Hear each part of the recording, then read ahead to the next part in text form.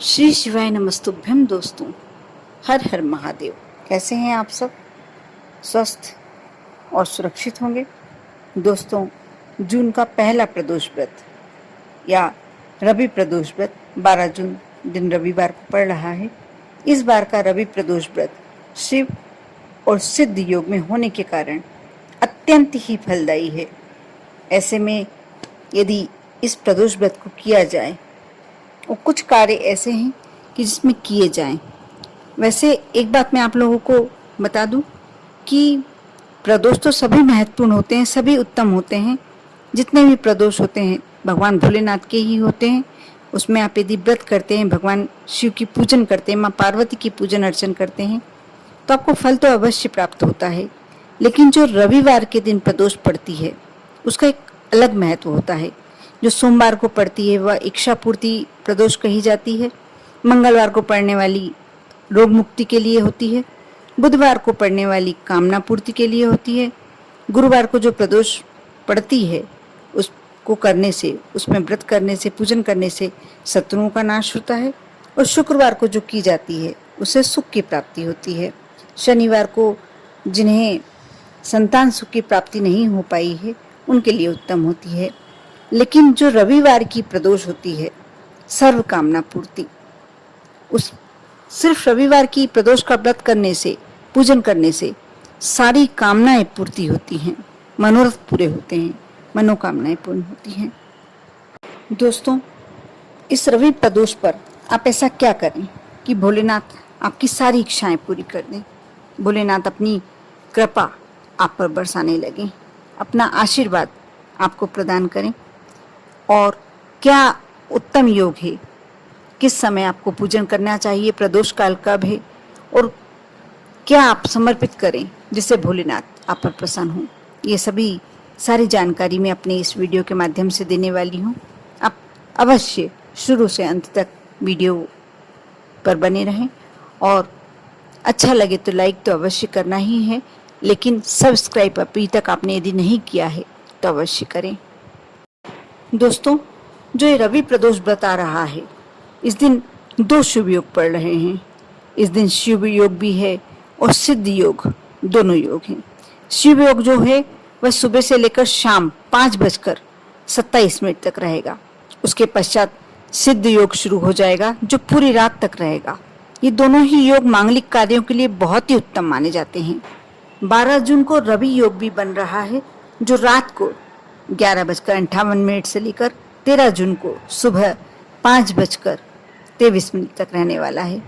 इस दिन जो शुभ समय आने वाला है या अभिजीत मुहूर्त जिसे कहते हैं 11:53 से लेकर दोपहर 12:49 तक है। और 12 जून को रवि प्रदोष व्रत की पूजन का शुभ मुहूर्त है शाम को 7:19 से रात 9:20 तक।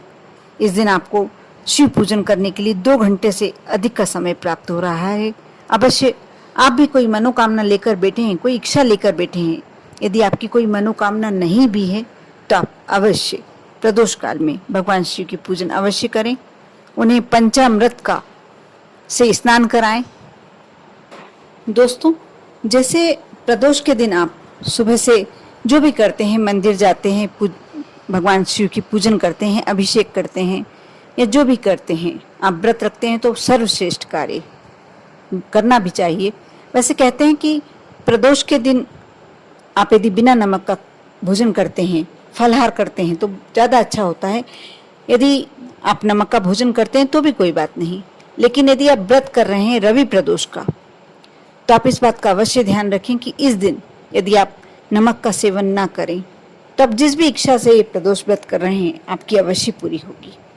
क्योंकि रविवार को वैसे भी कहा जाता है और रवि प्रदोष का एक और महत्व है कि यह सूर्य, यदि इस दिन सूर्य की पूजन की जाए, सूर्य को जल का अर्घ्य दिया जाए और बिना नमक का भोजन किया जाए तो सूर्य देवता भी प्रसन्न होते हैं। इसलिए यदि आप व्रत करते हैं और अलूना कर सकते हैं, आपको कोई परेशानी नहीं है शारीरिक रूप से, तो आप अवश्य करें। भले ही आप सुबह थोड़ा सा कुछ फल वगैरह ले लें, शाम को पूजन करने के बाद फलाहार ले लें बिना नमक का। आप यदि कर सकते हैं तो बहुत ही अच्छी बात है। यदि आप व्रत नहीं भी करते हैं तो जो मैं उपाय बता रही हूँ अवश्य करना चाहिए। आप प्रदोष काल में मंदिर जाएं, घर में भी कर सकते हैं, लेकिन जहाँ यदि जो कार्य शिवालय में जाकर किया जाए, जो पूजन अर्चन मंदिर में जाकर किया जाता है, उसका फल जल्दी प्राप्त होता है और अच्छे से प्राप्त होता है। अब घर में भी यदि कहीं किसी कारण से आप मंदिर नहीं जा पा रहे हैं तो घर में भी कर सकते हैं। आप मंदिर जाकर शिवालय में सबसे पहले पंचामृत से भोलेनाथ को स्नान कराएं, फिर तांबे के कलश में थोड़े से काला तिल डालकर ले जाएं और उसके बाद उससे जैसे अभिषेक करते हैं वैसे अभिषेक करें, जल से स्नान कराएं। उसके बाद जो भी आप लगाना चाहते हैं, जनेऊ समर्पित करना चाहते हैं जनेऊ समर्पित करें, इत्र लगाएं, भगवान को पुष्पों की माला समर्पित करें, भोग लगाएं, कोई भी सफ़ेद मीठी वस्तु का। आप ध्यान रखें इस बात का कि आप मिष्ठान का, यदि आप नहीं मिष्ठान ला सकते हैं तो कोई बात नहीं, घर की खीर भी कहते हैं, साबुत चावलों की जो खीर होती है बनाना, आपको जब बनाना ये रखेंगे आप, साबुत चावल होना चाहिए, उसकी खीर बनाकर भोलेनाथ को रवि प्रदोष के दिन समर्पित किया जाए तो बहुत ही अच्छा माना जाता है। बेलपत्र, शमी पत्र, धतूरा, जो भी आप समर्पित करना चाहते हैं अवश्य करें। अपने मन की कामना कहते हुए आप घर आ जाएं। यह आपको इसी प्रदोष नहीं करना, रवि प्रदोष से शुरू कर आपको 3 प्रदोष, 5 प्रदोष और चाहें तो आप साल भर की प्रदोष कर देखें। बहुत बड़ी समस्या भी, आपके विकट समस्या से भी आप घिर गए हैं तो आपकी वह समस्या दूर हो जाएगी। और जो मैं एक और उपाय बताने जा रही हूँ, यदि आपको किसी काम में घाटा ही घाटा लग रहा है, फायदा होने का नाम ही नहीं है, बहुत ही नुकसान हो रहा है, तो जिस दिन रविवार का प्रदोष पड़े उस दिन एक लाल वस्त्र में पीली सरसों रखें और कुछ भी एक कांटा, चाहे वह कांटा बबूल का हो चाहे गुलाब का हो, कोई सा भी कांटा रख लें और शिव मंदिर में का स्मरण कर लें, सिर्फ भगवान शिव को याद कर लें और रूरू भैरव का नाम लेकर जो व्यापार नहीं चल रहा है उसके सामने जला दें। आप देखना व्यापार चल उठेगा, कर देखें। बहुत ही सरल उपाय है, लेकिन यदि आप आस्था से करते हैं, श्रद्धा से करते हैं तो आपका यह जिस समस्या से किया है वो समस्या दूर हो जाएगी। दोस्तों, शिव महापुराण में इतने अच्छे से उल्लेख किया गया है, कभी आप कोशिश कीजिए। सिर्फ 350-400 रुपए की पड़ती है, लेकिन आप बुलाकर उसमें जो उपाय दिए गए हैं, जो बताया गया है, उसे कभी आप पढ़कर देखिएगा। सारी समस्याओं का, ये जो प्रदोष का के उपाय हैं ये भी शिव महापुराण से निकाले गए हैं और घर में रख लें और पढ़ें उसे।